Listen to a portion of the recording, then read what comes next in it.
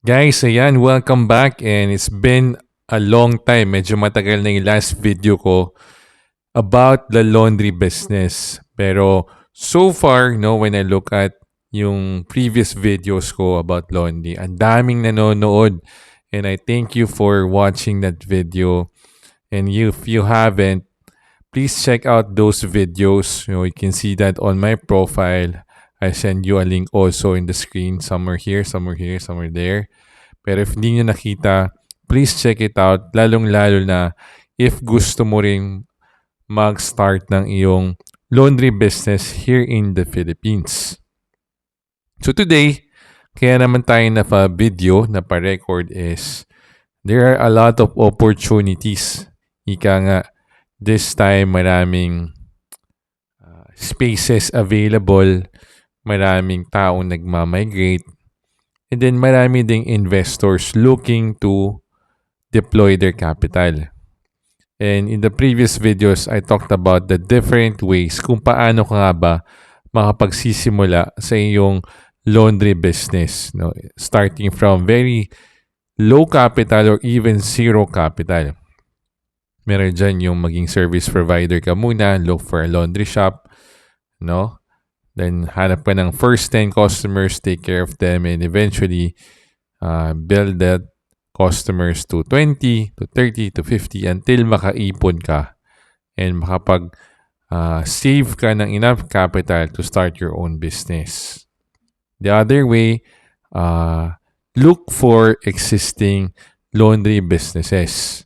Kasi marami ngayon nagre-retire na, marami din yung abroad. So meaning, may iwan yung mga laundry business na existing na at naghahanap na ito ng mga sasalo magpapatuloy ng business nila. It could be profitable sila or meron talagang issue or palugi na ito.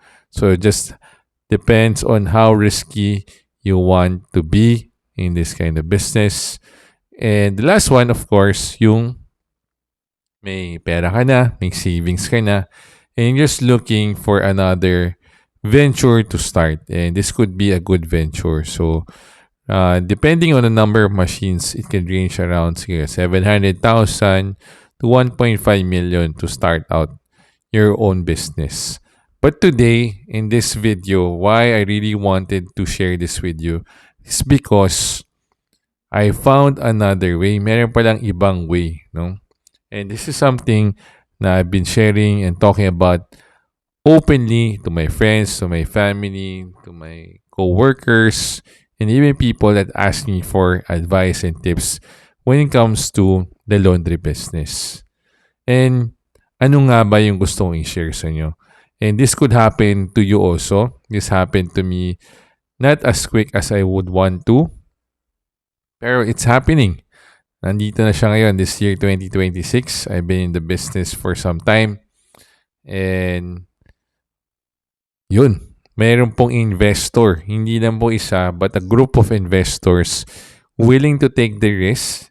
Meaning sila talaga yung maglalabas ng pera, ng kapital, the millions that are required for me to start a laundry shop business. So wala po akong ilalabas kahit isang piso for my own pocket.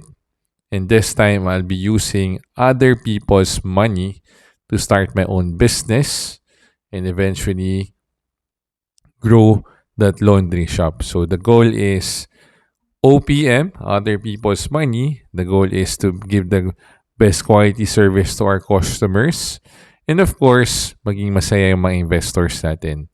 So right now, ang pinag-usapan pa lang namin ay isang store. Of course, knowing the capacity ng investors natin, meron akong big goal, meron akong magandang vision towards this partnership, the trust, that the confidence that they have given me, no? Of course, to return yung capital, the investment that they're gonna put in the fastest way, coming from the revenue, the income of the laundry. So yun lang yung gusto kong i-share for this video.